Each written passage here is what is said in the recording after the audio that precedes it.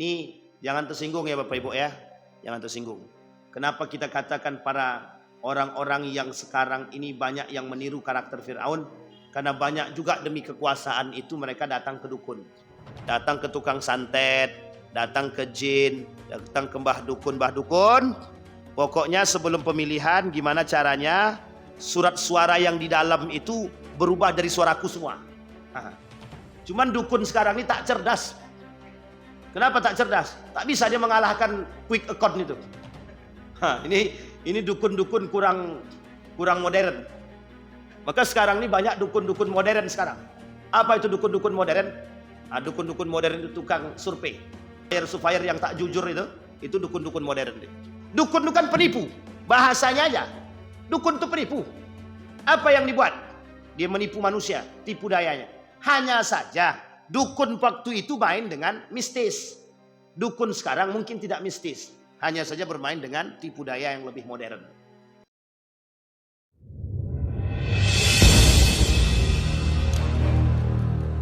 Alhamdulillahi Rabbil Alamin. Wabihi nasta'inu ala umurid dunya wad din. Wassalatu wassalamu ala ashrafil anbiya'i wal mursalin. Wa ala alihi wa sahbihi ajma'in. Allahumma salli wa sallim wa barik ala hadzal nabiyil karim. Allahumma salli ala Muhammad wa ala ali Muhammad fil alamin innaka Hamidum Majid. Ya ayuhan nasu ittaqu rabbakumul ladzi khalaqakum min nafsin wahidah wa khalaqa minha zawjaha wa batha minhuma rijalan katsiran wa nisaa'a wattaqullaha alladzi tasaaluna bihi wal arham innallaha kana 'alaikum raqiba. Wa qala Allah ta'ala ya ayyuhalladzina amanu taqullaha wa qulu qawlan sadida yuslih lakum a'malakum wa yaghfir lakum dhunubakum wa may yuti'illaha wa rasulahu faqad faza fawzan 'azima. Puji syukur kehadirat Allah dengan mengucapkan alhamdulillahirabbil alamin.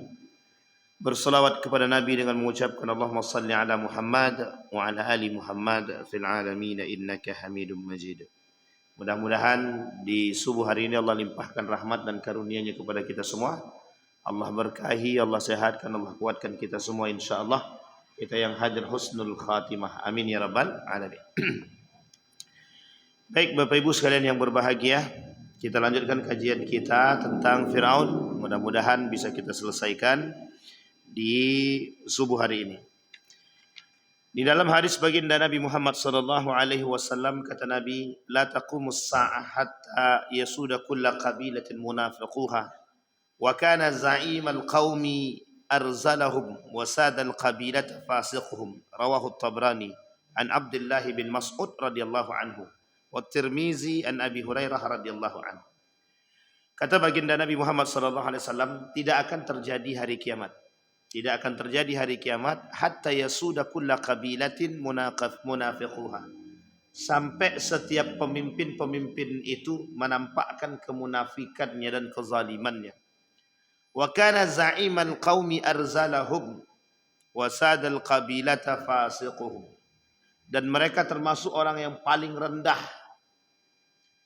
yang paling hina. Dan mereka semua kabilah mereka masuk dalam kategori kefasikan.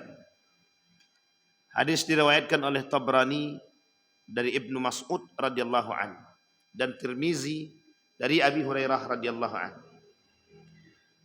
Di dalam karakter Fir'aun yang pernah kita bahas sebelumnya, kita rujuk kepada poin yang ke-8 daripada karakter Fir'aun.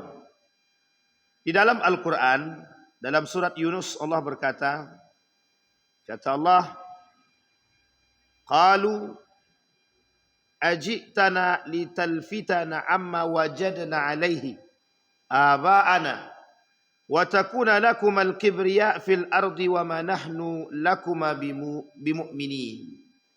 Mereka takut kekuasaannya akan direbut oleh Musa dan Harun. Sehingga mereka berkata, apakah engkau datang kepada kami untuk memalingkan kami dari apa yang telah atau yang kami dapati dari nenek moyang kami. Kemudian kami mengerjakannya atau menyembah berhala, dan agar kamu berdua mempunyai kekuasaan di bumi negeri Mesir. Kami tidak akan mempercayai kamu berdua. Karakter yang ke-8 dari sekian banyak karakternya Fir'aun tersebut yang Allah sebutkan di dalam Al-Quran, anti reformasi. Apa maksudnya anti reformasi? Anti perubahan. Fir'aun tidak suka ada perubahan, karena bagi Fir'aun itu mengancam daripada kekuasaan dia. Mimpinya Fir'aun, dalam mimpi dia bertemu atau melihat kerajaan itu terbakar habis, kecuali satu buah rumah daripada Bani Israel. Sehingga ketika dibawa dalam ahli tafsir mimpi, disampaikan oleh ahli tafsir mimpi tadi, maka semua kekuasaanmu akan direbut oleh Bani Israel. Para ahli mufassir mimpi tadi mengatakan bahwa kelak yang akan merebut kekuasaan Fir'aun ini adalah anak daripada keturunan Bani Israel. Satu ketika anak tersebut, anak daripada Fir'aun ini, bukan anak Fir'aun, lebih tepatnya anak yang ditemukan. Ketika sudah beranjak, sudah mulai bisa berjalan, anak ini kemudian duduk di pangkuan Fir'aun. Ketika duduk di pangkuan Fir'aun, tak sengaja anak ini menarik jenggotnya Fir'aun. Nah, kan jadi Fir'aun tuh punya jenggot agak panjang sedikit. Mana yang agak panjang jenggotnya nih? Abang depan ni lah, tapi tak agak mirip sama Fir'aun sedikit. Agak panjang Fir'aun tadi, sampai ke bawah. Maka oleh anak tadi yang duduk di pangkuan Fir'aun, ditarik dia jenggot Fir'aun tadi.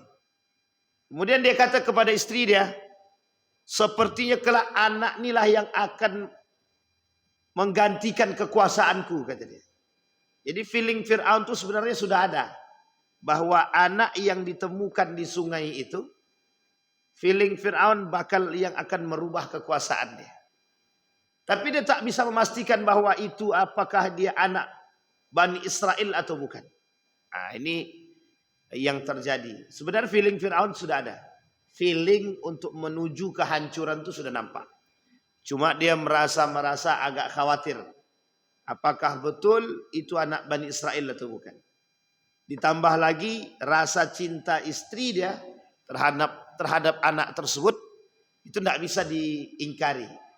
Jadi Fir'aun ini pada saat itu masih mempercayai istri dia, meskipun firasat itu tumbuh. Maka ketika Fir'aun, Musa dan Harun sudah besar itu di perjalanan hidupnya, ketika Musa dan Harun mengatakan kepada Fir'aun, pindahlah, bertaubatlah, percayalah sedikit saja. Kata Musa, sedikit saja percaya. Percaya kepada siapa? Tuhannya Musa. Nah, di sini Fir'aun tidak terima itu di situ. Ketika Harun mengatakan, bertaubatlah dan akuilah Tuhannya Musa sebagai Tuhan yang paling kuat. Oh, Fir'aun tidak mau. Apa kata Fir'aun? Allah, kalian paling juga mau mengambil kekuasaanku. Sehingga dibuatlah satu isu di tengah masyarakat itu bahwa Musa dan Harun ingin merebut kekuasaanku. Di belakang Fir'aun ini ada seorang pemuda yang beriman kepada Allah. Ada seorang pemuda yang beriman. Yaktumu imanahum, kata Allah. Tapi posisi pemuda ini menyembunyikan keimanannya. Yaktumu imanahum, dia sembunyikan keimanannya. Ketika pemuda ini menyembunyikan keimanannya, pemuda ini sebagai penasehat kerajaan. Apa kata penasehat kerajaan? Kalau memang dia betul, kalau memang dia benar, beriman kita kepada dia, atau dia mengatakan, mengutarakan keimanan.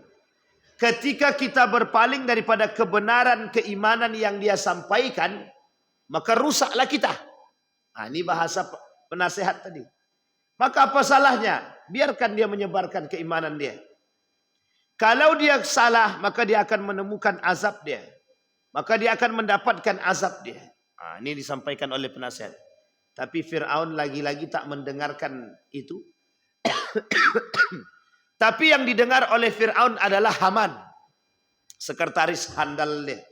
Namanya Haman. Yang karakter Haman Allah sebutkan juga di dalam Al-Quran. Sebagai pembisik ulung. Jadi penasehat itu tak mempan di telinganya Fir'aun. Maka yang paling mempan itu pembisik ulungnya. Nah, ini provokator terbaiknya. Namanya Haman. Nah, maka dikatakan oleh Allah, diabadikan di dalam surat Yunus ayat 78. Musa dan Harun, kami ini tidak butuh perubahan. Kami tahu kalian berdua itu menghasut masyarakat atau mengatakan kepadaku agar bertobat, agar kalian berdua ambil kekuasaanku. Nah, disinilah ketidakpercayaan Fir'aun. Pada nomor yang ke-9, karakter daripada Fir'aun tadi. Maka apa yang bisa dilakukan oleh Fir'aun ketika melihat karakter Musa dan Harun seolah-olah ingin mengambil kekuasaan dia, maka dia lakukan penyiksaan terhadap Musa dan Harun. Ini nanti kita bisa ilustrasikan. Jadi begini, bahasa sederhananya begini. Musa, Harun, kau ingin merebut kekuasaanku. Kalau memang kau mau merebut kekuasaanku, tinggal tunggu tanggal main. Nah, jadi disiksalah. Siapapun yang mengikuti daripada Musa dan Harun, siksa. Kalau perlu Musa dan Harun tuh ambil, cari, siksa dia. Jangan sampai dia merusak kekuasaan kita. Nah, sekarang begini ilustrasi. Ada jabatan, kekuasaan. Jadi untuk merebut kekuasaan ini, nah nanti siapa yang mau merebut kekuasaanku? Cari tak orangnya. Apa yang bisa dibuat? Yang bisa dibuat, buat isu. Buat isu dulu. Pengikut-pengikutnya, misal sekarang gubernur baru misalnya. Ini contoh aja nih.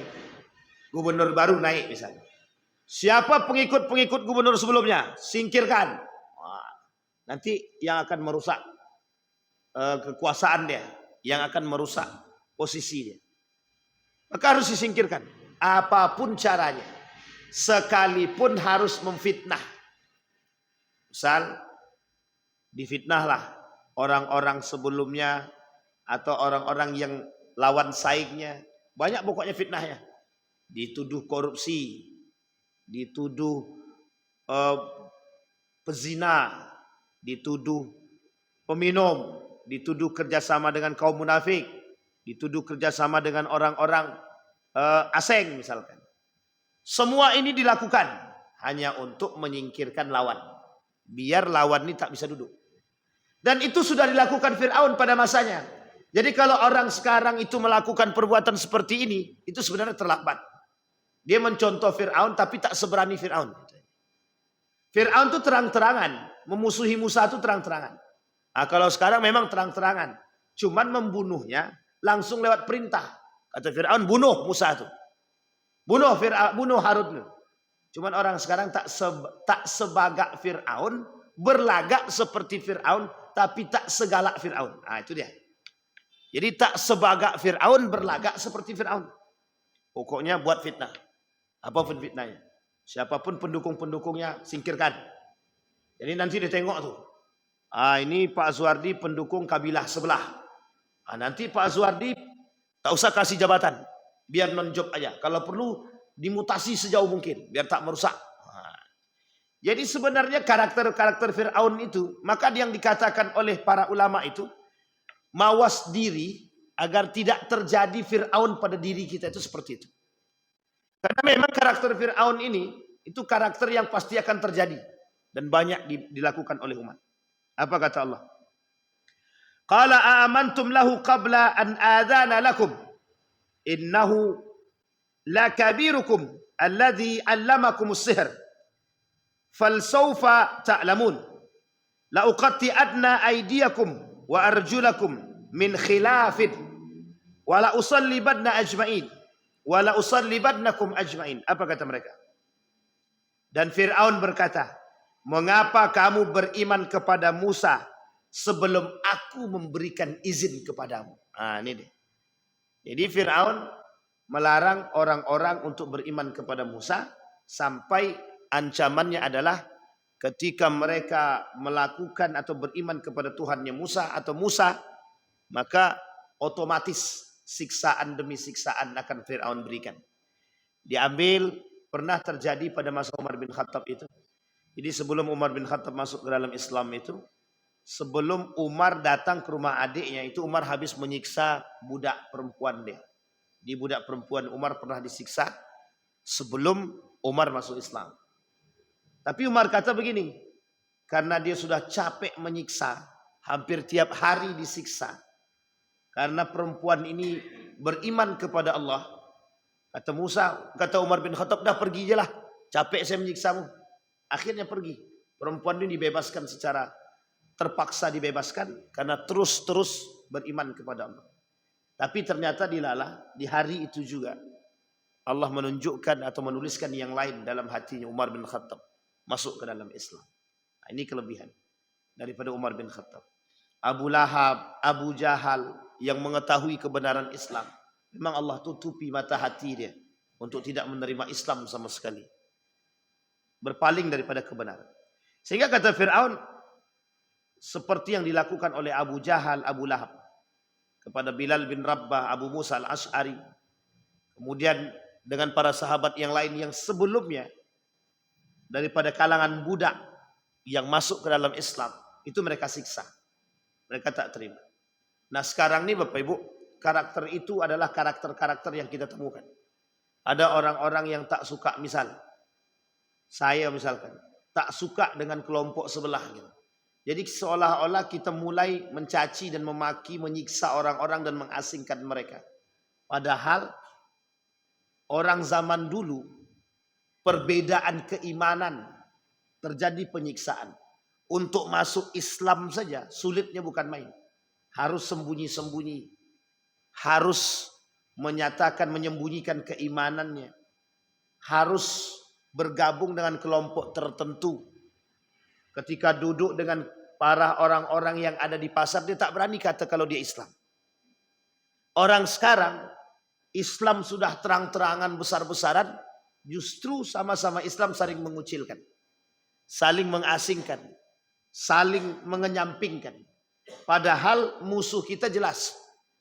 Kita sama-sama punya musuh, orang kafir. Kita sama-sama punya musuh. Siapa mereka? Musyrikun. Orang-orang musyrik. Tapi justru yang kita asingkan, justru yang kita kesampingkan, itu adalah orang-orang Islam itu sendiri. Dengan orang Muslim kita musuhi, dengan orang kafir dan musyrik kita bersahabat. Di sini logika berfikirnya tidak masuk sebenarnya. Dengan orang kafir dan musyrik kita bersahabat, dengan orang Muslim kita bermusuhan.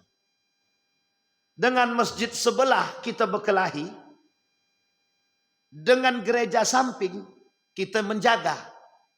Nah, ini poin penting. Jadi karakter Fir'aun juga ini sebenarnya. Makanya saya kata, oh ini kenapa dunia ini seperti ini? Karena memang sudah terbalik. Arus berfikirnya sudah terbalik.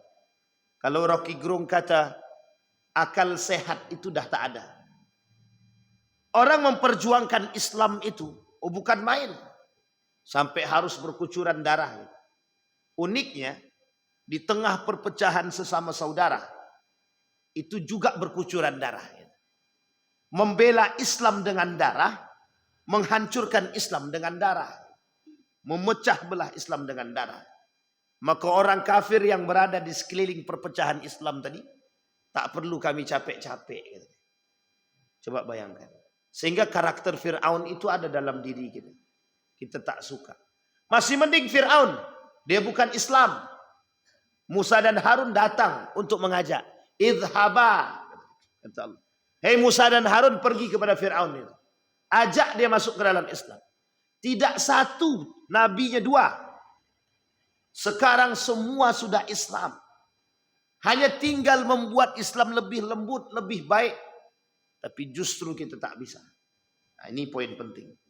Maka yang dikhawatirkan oleh para ulama, tertanamnya karakter-karakter Fir'aun di masa kini terhadap diri para penguasa, termasuk pada diri kita pribadi yang kita buat dalam rumah tangga kita. Diktator, otoriter kita terhadap keluarga, anak dan istri, itu sebenarnya baik.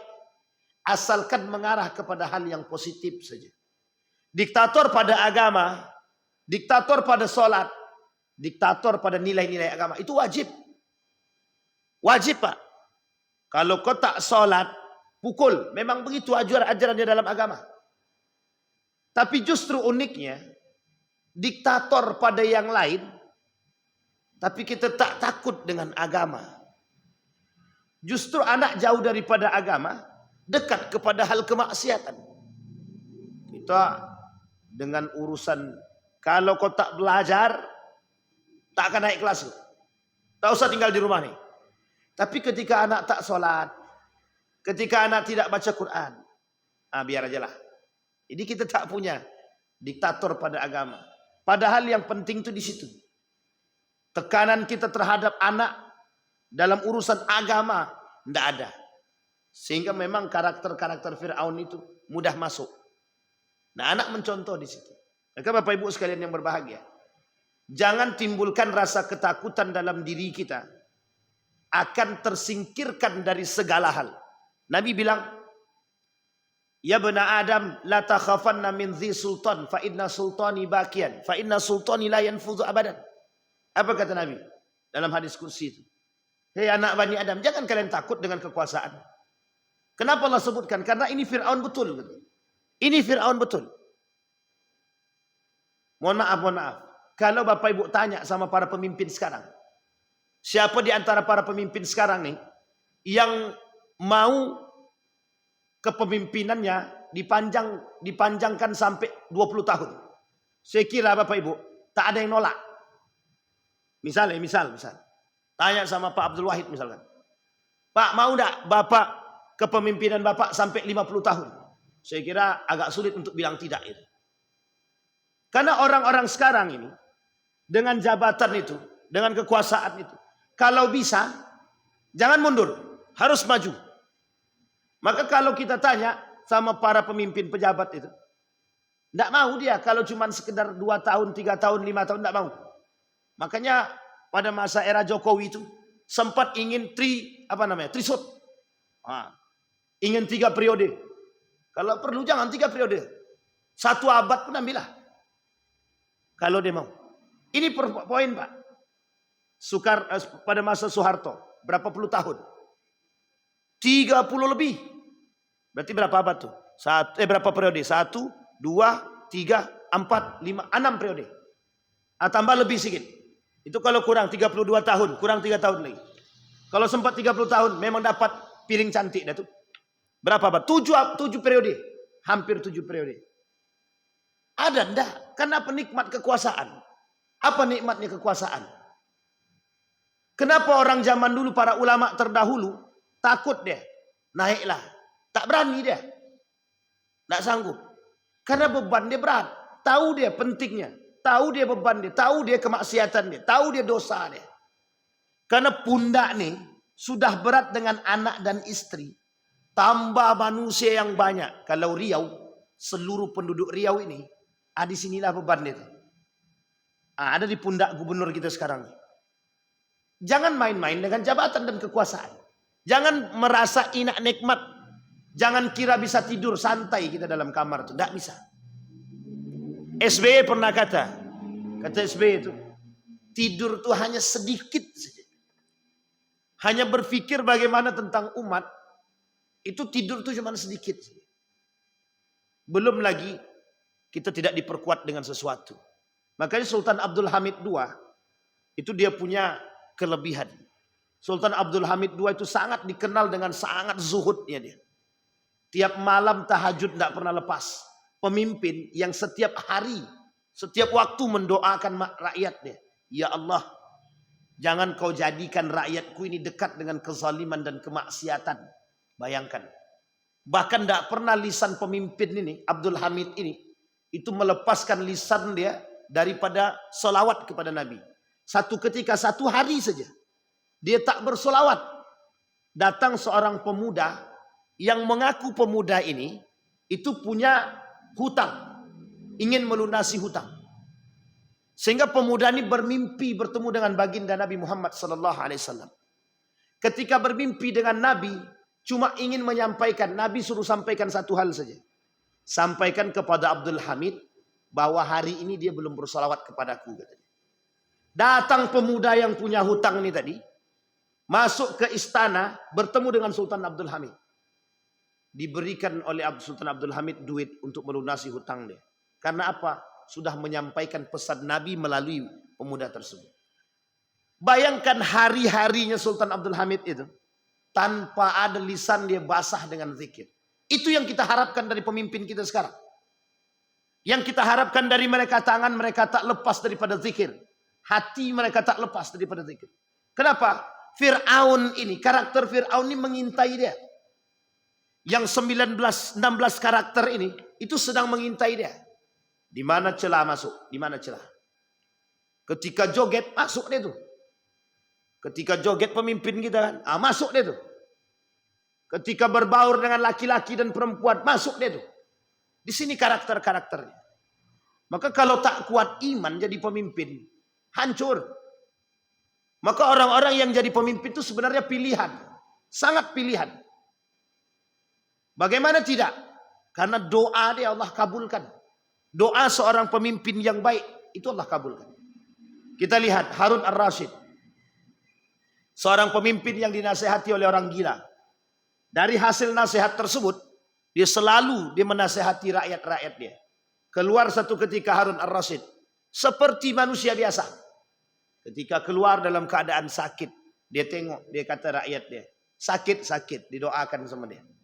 Pemimpin yang mendoakan rakyat. Ya Allah, semoga engkau sembuhkan rakyatku ya Allah. Coba bayangkan. Nah kita butuh yang seperti ini. Persoalan seperti ini, itu persoalan yang langka hari-hari ini kita temukan. Seorang pemimpin yang mendoakan rakyat dia, yang datang melihat. Maka kalau tak kuat pemimpin kita dengan iman dia tak kuat. Dengan Quran dia jauh. Dengan zikir dia lepas. Dengan salawat dia tak basah lisan dia. Maka kemungkinan intayan-intayan yang di atas dia sekarang. Untuk merasuki diri dia. Itu akan terjadi. Nah, ini kita harus hindari. Maka Bapak Ibu sekalian yang berbahagia. Kembali kepada poin kita tadi. Fir'aun, karakter-karakter Fir'aun ini mengintai. Sedang mengintai. Bahkan Allah kata Nabi dengan iblis ketika diskusi itu. Siapa kawanmu dari golongan iblis? Kata Nabi, siapa kelak yang menjadi kawan kalian di hari kiamat? Satu di antaranya pemimpin yang zalim. Sultanan Jur kelak yang bakal masuk dalam neraka. 6 golongan yang masuk neraka tanpa hisab. Satu di antaranya pemimpin yang zalim. Pemimpin yang zalim itu bukan hanya pemimpin rakyat saja. Semua manusia yang merasa diri dia pemimpin. Termasuk kita ayah-ayah nih. Termasuk kita bapak-bapak nih. Yang menjadi pemimpin rumah tangga. Bisa kita masuk neraka. Karena kita pengkhianat. Karena kita berkhianat kepada Allah dan Rasul atas amanah dan yang diberikan kepada kita. Apa amanah dia? Rumah tangga yang sakinah, mawaddah warahmah. Nah, itu yang poin penting bagi kita. Baik, itu yang ke-9. Sekarang 10. Memperbudak manusia. Fir'aun menganggap selain diri dia adalah budak. Karena dia menganggap diri dia Tuhan tadi. Maka semua manusia-manusia itu di mata Fir'aun adalah budak. Dia bebas untuk memerintahkan. Pergi. Ini karakter ini, kalau Bapak Ibu mau lihat, tengoklah karakter ini pada orang kaya yang zalim.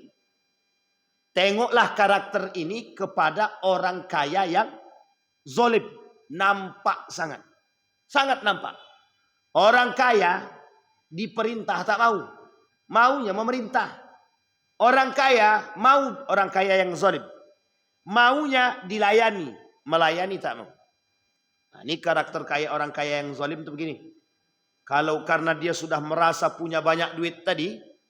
Jadi seolah-olah orang yang datang. Pokoknya dia tinggal santai di rumah. Siapapun yang datang. Mau minjam duit. Kasih. Sehingga ketika ada orang yang mengemis kepada dia. Meminta bantuan daripada diri dia. Maka anggapannya selesai. Satu saja anggapannya. itu orang-orang di bawah dia semua. Nah, ini bagi Bapak Ibu yang memiliki kelebihan harta, jangan pernah sampai pada tingkat kesombongan ini. Kenapa? Fir'aun mengintai. Karakter Fir'aun mengintai, syaitan mengintai, iblis mengintai, jin mengintai. Kenapa demikian? Karena ini yang terjadi sekarang. Seolah-olah dengan harta yang dia miliki, dia mampu menyuruh orang, memperbudak orang. Tak mau dilayani, tak mau melayani, maunya dilayani saja. Tolong. Masih mending kalau ada bahasa tolong-tolongnya, Pak. Kalau tak ada bahasa tolongnya, itu yang menjadi malu, Pak. Apalagi sekarang. Merasa punya kekuasaan, merasa punya kehebatan. Jadi suka-suka hati dia aja buat orang sekarang. Nah, apa maksudnya? Maksudnya kata Allah dalam Al-Quran begini. Faqalu anu'minu libasharaini mislina wa qaumuhuma lana abidun. Apa kata Fir'aun? Maka mereka berkata, apakah pantas kita percaya kepada dua orang manusia seperti Musa dan Harun ini? Dia tak punya kekuasaan, tak punya jabatan, tak punya duit, tak punya harta melimpah. Cuman modal tongkat, modal suara, mengaku nabi. Nah, ini bahasanya Fir'aun. Tidak punya kekuasaan, tidak punya duit, tidak punya harta. Modal tongkat, modal bicara. Dan modal iman sebenarnya. Cuman Fir'aun tak nampak di situ. Sehingga kata Fir'aun, ngapain kita percaya kepada orang seperti ini? Mesti dusta. Fir'aun kata, rakyat siapa yang tak mampu, sini. Apa yang kalian mau? Aku kasih. Apa yang kalian butuh? Pinjam duit. Aku kasih. Apa masalah kalian? Aku selesaikan. Ini Fir'aun. Sehingga mohon maaf, Pak. Orang-orang lebih percaya pada karakter Fir'aun pada masa itu daripada Nabi Musa alaihissalam. Padahal Nabi Musa punya satu keajaiban. Mukjizat yang Allah berikan. Disinilah kemudian manusia pada masa itu sebagian menalar dengan akal, sebagian menalar dengan iman. Uniknya manusia sekarang, akal ada, iman ada, tidak nalar kedua-duanya, Pak. Coba bayangkan. Iman ada, tapi pasti percaya pada manusia. Akal ada, masih juga percaya pada tahayul. Mau akal punya. Apa kata akal dia? Kalau mau kaya bekerjalah. Kan begitu? Itu akal gak? Nalar akal sehatnya. Tapi karena pengen kaya datang ke dukun. Tak jadi pakai akal. Iman ada. Pengen kaya korupsi. Iman lepas. Sampai sini paham maksudnya? Orang zaman dulu, masanya Fir'aun itu. Pengen kaya kerja. Akal dia menalar dengan akal tapi tak dengan iman. Sehingga mohon maaf, ketika Fir'aun menawarkan kekayaan mereka bisa terima. Karena Fir'aun nyata dengan kekayaan dia. Nyata dengan kekuasaan dia. Pertanyaannya, lebih jahiliyah mana berarti? Zaman Fir'aun atau zaman sekarang? Zaman Fir'aun iman tidak berbicara, akal berbicara. Zaman sekarang akal ada, iman ada, kedua-duanya tak nalar. Coba bayangkan. Ini manusia zaman sekarang ini kelewatan batas. Lebih jahiliyah daripada jahiliyah itu sendiri. Orang jahiliyah zaman dulu, Pak. Orang jahiliyah zaman dulu. Dia tak, akal dia sebatas pengetahuan yang tampak. Orang sekarang saking tingginya akal, saking tingginya kecerdasan, hilang semua dibuatnya. Makanya wajar kalau Rocky Gerung bilang, manusia sekarang ini banyak yang kurang akal sehat. Gitu. Apa? Itu tak kasar betul. Tapi ya boleh juga lah. Cuma tak salah disebutkan. Kalau bahasanya siapa namanya? Wanabut, bahlul ente. Katanya. Itu bahasa wanabut itu bahlul. Katanya. Kalau bahasa kami di pondok itu namanya jahil murakkab. Bodoh keterlaluan. Ilmu akal ada, ilmu ada, iman ada. Tapi tidak pakai kedua-duanya. Itu lebih parah daripada bahlul itu sendiri. Jadi Bapak Ibu sekalian yang berbahagia, sayang kan? Apa kata Fir'aun? Pokoknya yang tak mau, yang tidak mau ikut kepada saya langsung. Nah, ini sama Pak, karakter Fir'aun memperbudak ini banyak sekarang. Sekarang ini gini karakternya. Pokoknya siapa yang tidak mau jual tanahnya paksa ambil. Orang-orang yang tidak mau. Jadi ada orang-orang yang berkuasa sekarang nih. Kemudian dia mau membeli tanah. Kalau tak mau orang itu jual tanah, ambil paksa. Ini sama juga memperbudak namanya. Sama. Karena dia punya kekuasaan. Makanya unik Pak. Ada salah satu tempat di Riau ini, itu tanahnya punya sekian banyak sertifikat. Saya bingung saya. Kita dulu mau fotokop, mau buat sertifikat aja susah. Sekarang bukan buat sertifikat yang susah. Justru saking susahnya mencari sertifikat yang asli. Kalau dulu membuat sertifikat tanah agak sulit. Kalau sekarang mencari sertifikat yang asli itu yang sulit. Nah, coba bayangkan. Untuk tanah samping nyaman gitu kan. Coba kalau tidak. Mungkin banyak juga itu makhluk-makhluk goib yang punya tanah. Unik Pak. Tanah cuman sebidang 20 lebih sertifikat tanahnya. Ini Fir'aun yang mana lagi gitu. Fir'aun yang mana lagi yang mau kita lihat sekarang. Jadi sampai di sini bisa dipahami ya Bapak Ibu ya. Ini perlu kita pahami sama-sama. Baik, melakukan kerusakan di bumi Allah. Ila Fir'aun wa Haman. Ila Fir'aun wa Haman. Wa Fir'aun faqalu sahirun kadzab. Ketika Fir'aun berkata kepada Haman, Haman, sampaikan kepada masyarakat kita bahwa Musa dan Harun itu sahiran, tukang sihir. Jadi jangan sampai mereka, masyarakat kita ini percaya kepada Musa dan Harun. Tongkat dia bisa berubah jadi ular. Nah, itu sihir itu. Tongkat dia bisa menyembuhkan orang sakit. Itu sihir itu. Nah, jadi semuanya dikatakan sihir. Karena saking takutnya Fir'aun, kekuasaan dia tersingkirkan dari dirinya. Nah, orang sekarang kan begitu juga. Karakter-karakter sekarang kan begitu juga. Apa karakter sekarang? Fitnah. Buat isu fitnah. Seolah-olah orang yang berseberangan dengan dia ingin merebut kekuasaan dia. Padahal hanya memberikan kritikan dan saran. Memberikan kritikan dan saran saja dianggap musuh. Nah, coba bayangkan. Sekarang pertanyaannya bagaimana cara kita memberikan kritikan dan saran. Sementara dalam kampanye mereka, berikan kritik dan saran Anda. Ketika dikritik, disaran, adik katanya ingin mengambil kekuasaan dia. Sekarang pertanyaannya susah bersusah kita. Silakan kritik dan saran. Kami menerima pendapat yang lain. Setelah diberikan pendapat, atau usah lagi gitu. Jadi seolah-olah musuh dibuat dia. Seolah-olah orang-orang yang berseberangan dengan mereka adalah lawan. Seolah-olah orang-orang yang berseberangan dengan mereka. Nah, ini dilakukan oleh Fir'aun. Untuk menutupi kebebasan berbicara itu. Maka siapapun yang protes, tangkap.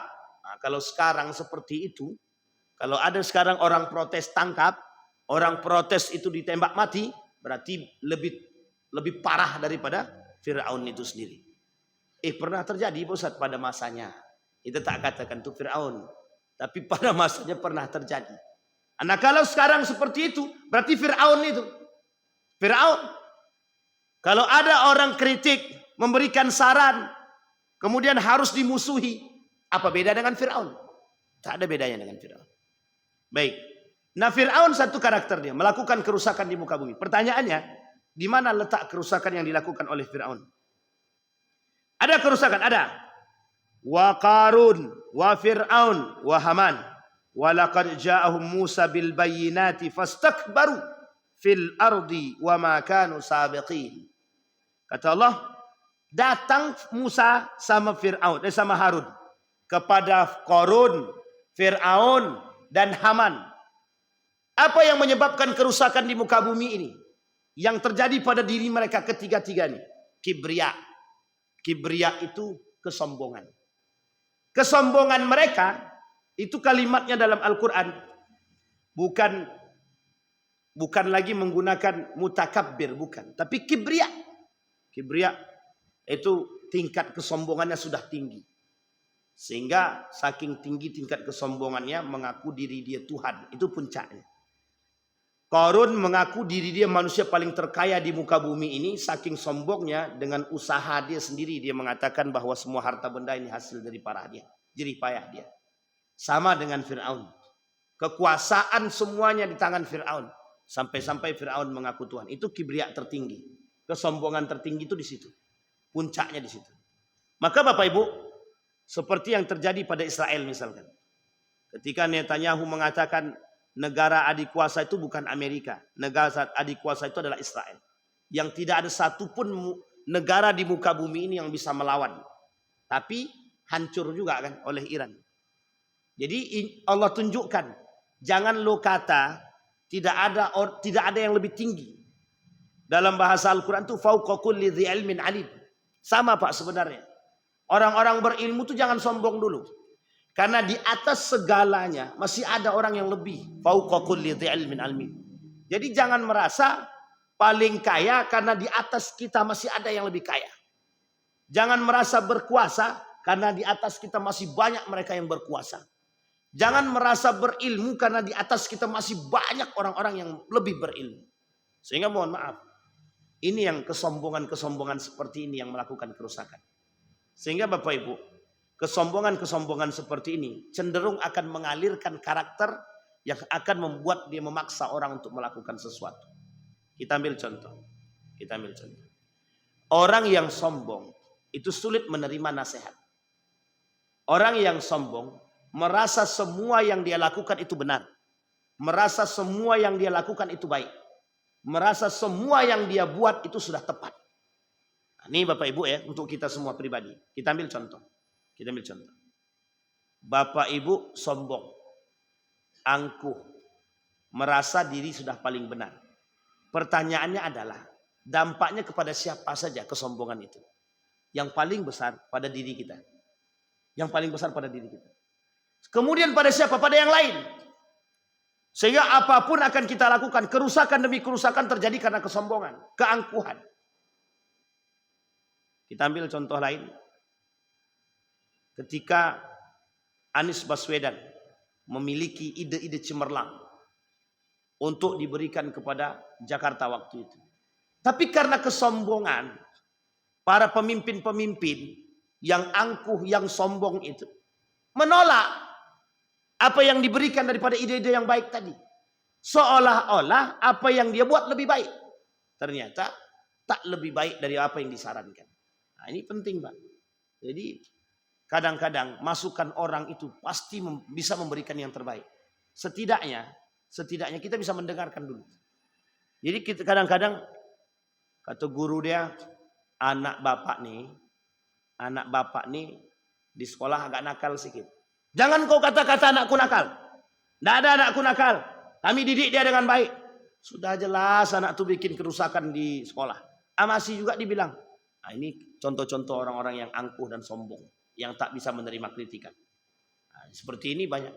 Dan kita takutkan pemimpin-pemimpin yang punya karakter seperti ini merusak. Dikritik tak mau. Merasa paling hebat. Rupanya justru rusak. Nah, sama juga Pak. Pengurus-pengurus masjid yang tak mau dikritik-kritik itu juga bakal mendatangkan kerusakan. Insya Allah. Nah, kalau Pak Ketua kita sudah selesai.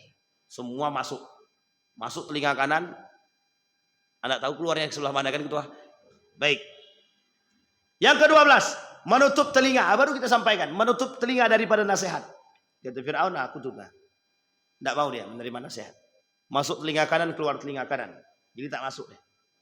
Jadi orang-orang seperti ini tak perlu kita tunjuk, lihat Fir'aun. Manusia sekarang begitu semua rata-rata.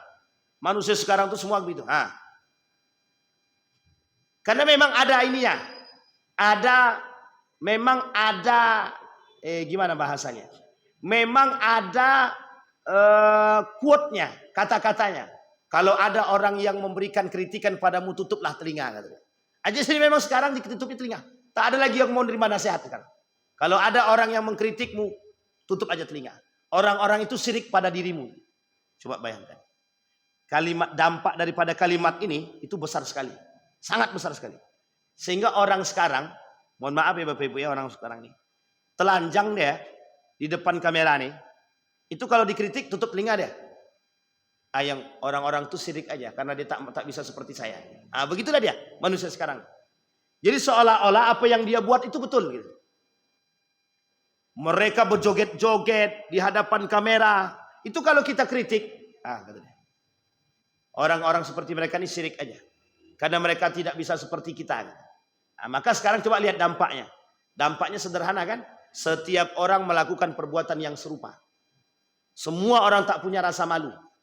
Karena tidak mau menerima kritikan dan saran tadi. Semua orang melakukan hal serupa. Sudah dinasehati, tetap juga. Sudah dikasih tahu. Karena itu tadi, masuk telinga kanan, keluar telinga kanan. Jadi tak masuk. Pas mau masuk, langsung mental dia. Karena sudah ditutup terlebih dahulu telinga tadi. Dia tak mau terima nasihat. Kenapa begitu? Karena diri dia sudah menganggap paling baik, paling benar. Merasa semua yang dia buat itu sudah selesai. Merasa semua yang dia buat sudah benar. Merasa semua yang dia buat sudah ada landasannya. Ternyata tidak. Jadi Bapak Ibu, kalau ada pemimpin-pemimpin kita seperti ini, nah itu calon-calon itu berarti. Calon-calon Fir'aun.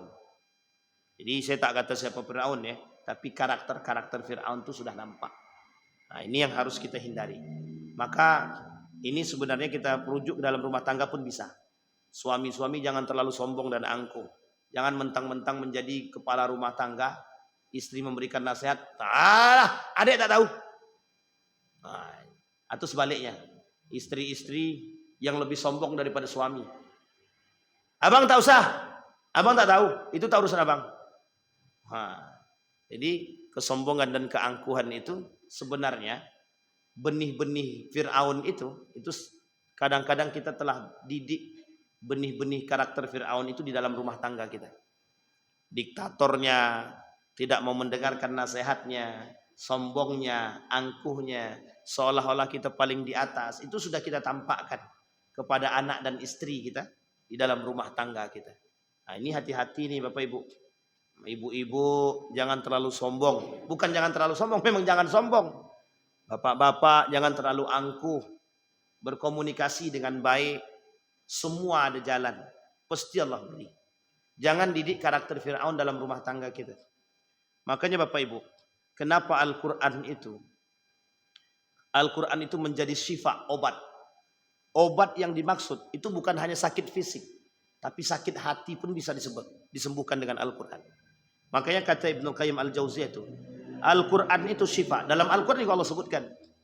Syifa, kata Allah dalam Al-Quran itu. Al-Quran itu syifa'ud. Lima fi qulubin nas. Di dalam hati manusia. Maka kalau orang sedang marah, coba dengarkan Al-Quran. Ini orang marahnya itu Pak. Orang lagi marah betul. Nah, coba dengarkan Al-Quran. Terserah dengan suara siapa. Tenang hati dia Pak.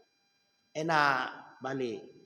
Tapi kalau coba orang lagi marah, sedang asik marah-marah betul nih, Bapak Ibu dengarkan lagu poco-poco. Astagfirullah. Makin jadi itu Pak, makin jadi. Dia empaskannya tab itu pun bisa, TV itu pun dihancurkan pun bisa. Tapi coba Al-Quran. Tidak mau dia menghancurkan TV itu tahu. Jadi sedang marah, Al-Quran dihidupkan. Nak menghancurkan TV itu bukan karena TV-nya, bukan karena mic-nya, tapi karena Quran-nya. Al-Quran mampu menjaga itu. Tapi coba Bapak Ibu dengarkan lagu poco-poco, selimut tetangga, walang, jangankan TV. Orang-orang yang ada di samping pun bisa hilang nulis. Nah, coba bayangkan. Ini penting. Jadi menanamkan. Sekarang ini ada, insya Allah kapan waktu kita bahas itu. Ada geliat yang disebut dengan living of the Quran. Bagaimana hidup dengan Quran. Nah, insya Allah kita coba. Di pertemuan yang akan datang, kita coba bahas living of the Quran. Bagaimana hidup dengan Al-Quran itu. Indah, sangat indah. Kita ambil contoh saja. Abang kita ini tukang ruqyah. Yang dibacakan itu adalah ayat-ayat Al-Quran. Orang yang kesurupan aja, yang oleh rumah sakit itu tidak bisa dideteksi penyakitnya, itu bisa disembuhkan dengan Al-Quran. Betul emang? Jadi kalau Bapak Ibu yang mau minta ruqyah, boleh diruqyah sama abang nih. Yang kira-kira dalamnya punya sakit, ada setannya, ada ini iblisnya, boleh.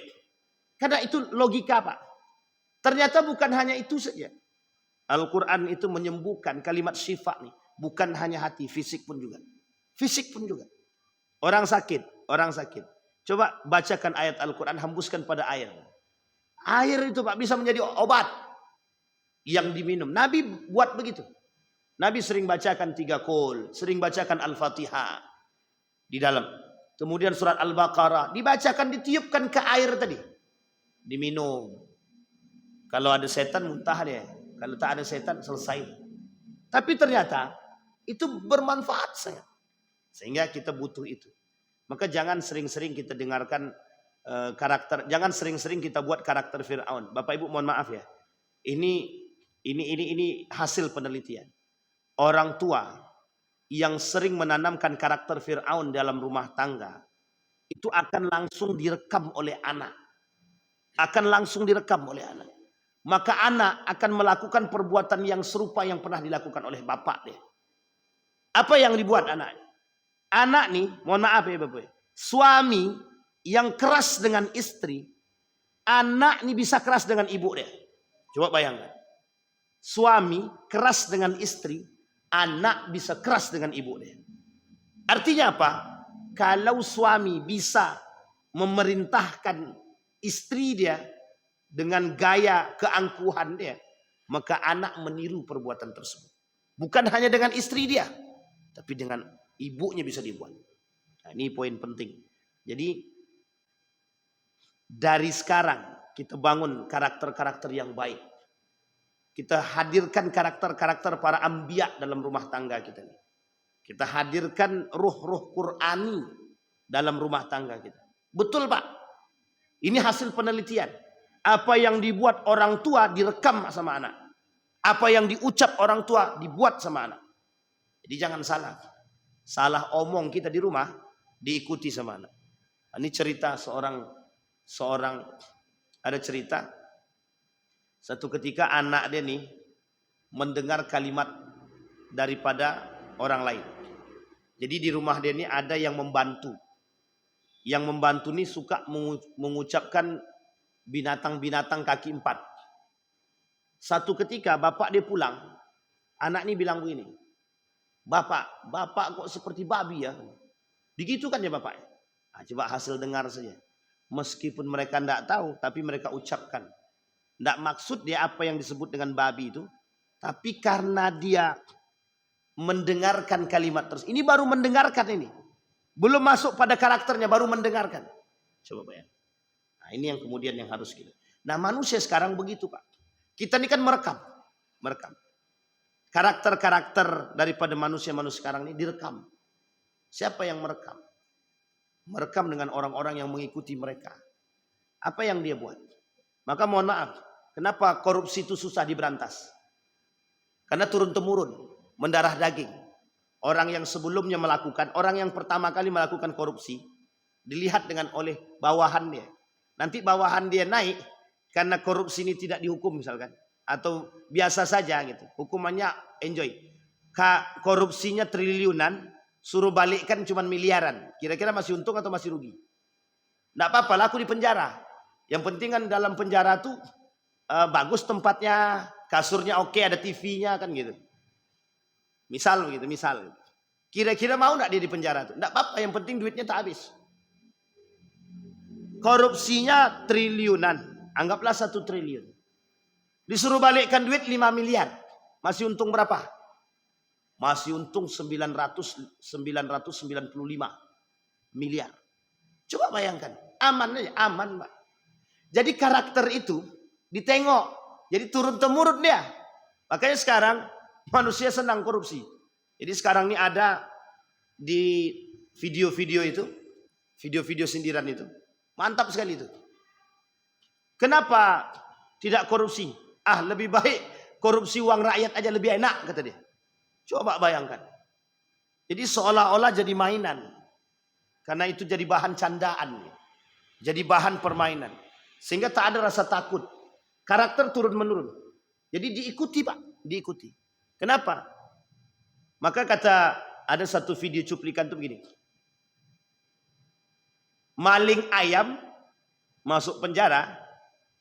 Maling duit rakyat masuk penjara. Sekarang pilih mana? Enak mana? Maling ayam 5 tahun, maling duit rakyat 1 tahun. Lebih baik kami maling duit rakyat katanya. Ini bahasa sindiran sebenarnya. Artinya apa? Saking bobroknya. Saking korupsi itu merajalelanya dulu. Nah, mudah-mudahan Pak Prabowo mendengarkan apa yang kita sampaikan ini dan menjadi perhatian khusus dan penting. Dan mudah-mudahan para pelaku koruptor-koruptor ini sadar diri. Gimana mau sadar Ustaz? Iblis sudah merajalela katanya. Ah, itu susah juga. Karakter-karakter Fir'aun sudah masuk. Itu yang susah. Karena telinga tadi ditutup. Sehingga Fir'aun betul yang ada dalam diri orang-orang pelaku kemaksiatan dan kerusakan tersebut. Yang ke-13, mengalihkan isu. Ini sudah disampaikan. Mengalihkan isu itu sampai-sampai Musa dengan Fir'aun, dengan Harun tadi. Apa kata Fir'aun kepada Haman?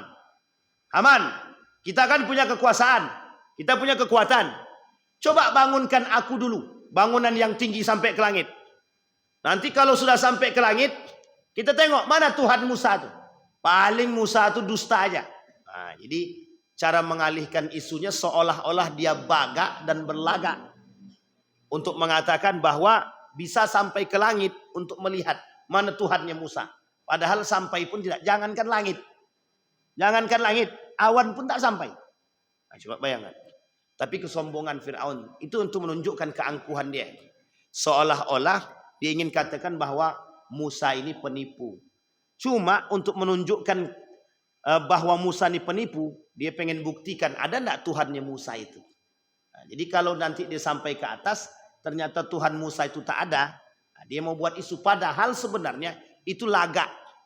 Dalam bahasa komunikasi, berlagak sombong tapi penakut. Nah, itu bahasanya. Berlagak sombong tapi tak mampu. Berlagak sombong, berlagak kaya tapi miskin. Berlagak kuat tapi lemah. Nah, itu dia yang sesungguhnya. Fir'aun itu seperti itu sebenarnya. Berlagak kuat tapi lemah. Kenapa kita katakan lemah? Karena kekhawatiran dan ketakutan akan tersingkirnya dari kekuasaan tersebut. Sehingga dia buatlah isu bahwa Musa ini penipu. Bahwa Musa dan Harun ini tukang sihir. Kemudian 14. Mempunyai penyihir. Nah, ini tukang dukun. Nah, ini jangan tersinggung ya Bapak Ibu ya.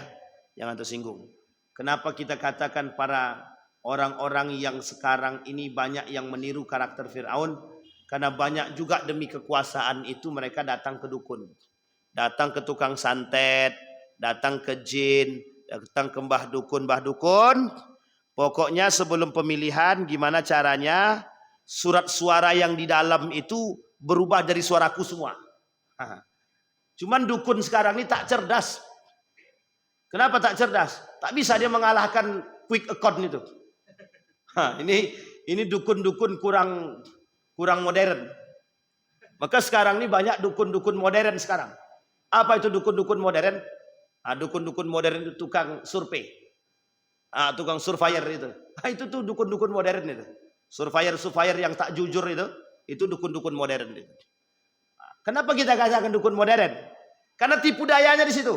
Misal, satu komplek ini pendukung Ridwan semua. Sehingga dibuatlah Pak surveyor. Dibuat survei. Kira-kira di sini menang siapa? Kalaulah rata-rata di sini mendukung Ridwan. Kemudian kita buat pula survei di sini. Demi duit tadi. Kira-kira yang menang siapa? Ridwan apa Didik? Jelas Ridwan pendukung Ridwan. Dibuat survei di situ. Jelas menang Ridwan. Karena pendukungnya jelas. Jadi model-model survei begini nih sama kayak mohon maaf ya dukun-dukun modern namanya. Jadi demi uang tipu daya bermain. Dukun itu kan penipu. Bahasanya aja. Dukun itu penipu. Apa yang dibuat? Dia menipu manusia, tipu dayanya. Hanya saja dukun waktu itu main dengan mistis. Dukun sekarang mungkin tidak mistis. Hanya saja bermain dengan tipu daya yang lebih modern. Jadi Bapak Ibu, bukan saya mengatakan tidak percaya dengan survei. Tapi saya kata demi kepentingan, demi duit, semua bisa diselewengkan. Semua bisa. Jadi sehingga setiap para calon itu, paslon-paslon itu merasa menang semua. Surveiku menang. Ya jelas survei ente menang. Orang pilihannya, pemilihnya di situ semua. Tapi coba merata semua. Karena jujur tuh memang mahal. Sehingga sekarang ini tak ada yang mau jujur. Karena mahal itu tadi. Nah, jadi karena jujur nih mahal, lebih baik kami bohong Ustaz. Kenapa gitu? Bohong murah. Jadi harga bohong murah itu lebih enak daripada harga jujur mahal. Kalau harga mangga mahal, itu masih mending Pak. Tapi kalau jujur yang mahal ini, itu yang sulit untuk ditemukan. Yang membuat jujur ini mahal sebenarnya manusia itu sendiri. Sebenarnya tak mahal Pak, tak mahal. Cuman yang membuat mahal itu setan. Yang membuat mahal itu jin. Yang membuat mahal itu iblis. Ini karena kata jin dan iblis dan setan, aku ini digibahin terus nih. Kata jin, setan dan iblis, aku ini digibahin terus. Karena yang membuat mahal jujur di situ Pak. Coba bayangkan. Apa susahnya bagi kita jujur? Tidak ada kan? Tinggal jujur aja. Cuman kata setan, jangan jujur. Kalau jujur kau tersingkirkan. Nah, setan yang datang. Akhirnya tak jadi jujur. Jangan jujur, nanti kalau jujur kau mutasi, tak jadi jujur. Jangan jujur, kalau jujur kau nanti tak dapat jabatan. Akhirnya tak dapat jabatan. Jadi karena takut itu tadi. Takut tak dapat jabatan, takut tidak bisa dapat ini, takut tak dapat tempat, takut mutasi, takut pindah, takut non job. Akhirnya jujur pun ini yang membuat jujur mahal tuh di situ. Padahal tak, jujur tuh tidak mahal Pak. Mohon maaf, saya sampaikan Pak. Ini kalau ada yang bilang jujur mahal, makanya orang takut untuk jujur sekarang. Ah, sekarang kita ganti tagline-nya. Kita ganti tagline-nya sekarang. Jujur itu mudah. Jujur itu murah. Jujur itu iman. 3 Pak. Jujur itu mudah. Jujur itu murah. Jujur itu iman. Semurah senyuman. Kalau kita beriman. Kapan jujur itu mahal? Kapan jujur itu mahal? Kalau kita tak mau jujur. Kapan senyum itu mudah? Kapan senyum itu bisa mahal? Kalau orang itu tak mau senyum. Mau sampai kiamat pun tetap akan mahal senyuman itu. Orang dia tak mau senyum. Sekarang pertanyaannya, apa yang membuat dia tersenyum? Kalau dia tiba-tiba senyum, gila dia. Tapi kalau dia tidak tersenyum, orang bilang, murung aja kerjaanmu. Masam aja muka. Serba salah kan? Maka senyum harus diletakkan pada tempatnya. Murah-murah Pak. Mudah-mudah sangat. Ada yang lucu kita senyum. Apa salah? Tak ada. Ada yang baik kita senyum. Tak ada masalah. Tak. Saudara kita datang kita senyum. Sekarang mengapa kita tak bisa buat jujur itu semudah senyuman? Maka tagline-nya kita ganti. Jujur itu mudah. Jujur itu murah. Jujur itu iman. Selesai. Sama Pak tagline-nya. Kebersihan itu mudah. Kebersihan itu murah. Kebersihan itu iman. Selesai Pak. Yang membuat itu mahal apa? Diri kita sendiri. Maka kalau hari ini orang kata mahal jujur itu. Iya karena ente tak mau jujur. Itu aja. Sampaikan. Tak ada pernah. Karena kenapa kebenaran itu mahal? Kenapa kejujuran itu mahal? Ya karena mohon maaf. Kita tak berani. Itu aja. Sebenarnya berani-berani saja. Jadi kalau bahasanya Gus Bahak tuh. Jangan merasa diri ini paling apa ya? Paling hebat. Bukan paling hebat. Jadi gini. Jadi ketika kita tidak mau jujur, takut nanti ada orang tersinggung. Jangan merasa diri kita nih seolah-olah karena kita orang tersinggung gitu. Karena kita orang tersinggung. Nggak usah merasa begitu. Karena belum tentu orang itu tersinggung. Belum tentu orang itu tersinggung. Jadi tak usah merasa begitu. Kebaikan itu tidak perlu disinggung dengan rasa. Baik itu langsung dilakukan. Ustaz, kasihan kita Ustaz. Sampai kiamat tak akan terjadi itu Pak. Sampai kiamat lah jadi. Aku mau sebenarnya bersedekah Ustaz. Sama si fulan itu. Takut nanti kalau kita kasih sembako suaminya tersinggung. Nah ada orang sekarang tuh tersinggung. Kasih diambilnya tuh. Nah, selesai itu Pak. Nah inilah masalah kita sekarang. Jadi poin kita di situ. Sebelum kita selesaikan Pak. Mengaku Tuhan. Poin tertinggi. Kesombongan tertinggi daripada Fir'aun mengaku Tuhan. Ini sudah kita sampaikan. Terakhir. Mengaku Tuhan yang paling tinggi. Ana rabbukumul a'la. Jadi anaknya Masitoh itu pernah bilang begini yang Allah abadikan dalam Al-Quran. Siapa Tuhanmu? Kata Fir'aun. Kata dia, Allahu Rabbi wa Rabbukum. Apa kata anak Masitoh tadi? Allah itu Tuhanku dan Tuhanmu juga. Kata dia. Ngamuk langsung Fir'aun. Langsung anaknya sama Masitoh sekali dimasukkan ke dalam kuali besar tadi. Nah, inilah cerita kenapa anak Masitoh ini, Masitoh dan anaknya dimasukkan ke dalam kuali itu di situ. Gara-gara ayat ini tadi. Kata dia, ana rabbuk, Allahu rabbi wa rabbuk. Allah itu Tuhanku, begitu juga Tuhanmu. Sehingga Allah abadikan dalam Al-Quran, faqala ana rabbukumul a'la. Kata Fir'aun, salah. Akulah Tuhan yang paling tinggi, kata Fir'aun. Nah, maka Bapak Ibu, ini sering saya ulang-ulang. Apa yang sering saya ulang? Manusia hari ini mengaku Tuhan tidak. Hanya saja berkarakter seperti Tuhan, iya. Mengaku iblis tidak, tapi berkawan dengan iblis, iya. Mengaku iblis tidak, tapi melakukan perbuatan iblis, iya. Jadi jangan tersinggung para pelaku-pelaku iblis. Ada film, judulnya apa namanya itu? Film setan itu. Bersemayam dengan iblis, apa namanya itu? Penyembah setan. Nah, ada film namanya Penyembah Setan. Itu sebenarnya film itu ingin mengatakan kepada kita. Apa mengatakan kepada kita? Bahwa banyak manusia di muka bumi ini yang menyembah setan, menyembah iblis. Demi apa? Kekuasaan, jabatan, harta, tahta, terakhir wanita. Nah, kalau dengan wanita ini pelet, itu zaman dulu udah memang begitu memang. Baca aja surat Yusuf nanti dapat tuh. Rupanya yang dipelet tak pula cantik-cantik betul. Itu masalah pula kan. Na'udzubillah tsumma na'udzubillah. Bapak Ibu sekalian yang berbahagia. Akhir daripada apa yang kita sampaikan. Bertadabur dengan ayat Al-Quran tentang karakter-karakter Fir'aun. Bisa kita ambil sebagai contoh bagi kita. Agar kita bisa terhindar dari perbuatan-perbuatan ini. Insya Allah kalau kita dipanjangkan oleh Allah umur. Terus kita mencoba bertadabur dengan karakter-karakter pelaku kezaliman di dalam Al-Quran. Masih ada Haman. Masih ada yang lain. Masih ada Zulkarnain yang baik. Masih ada Qarun yang buruk. Maka kita mengambil ibrah daripada karakter mereka. Sehingga kita tahu dari 16 karakter tadi. Kita tanamkan dalam diri kita. Jangan 16-nya yang ditanamkan. Kebalikan daripada yang 16 tersebut.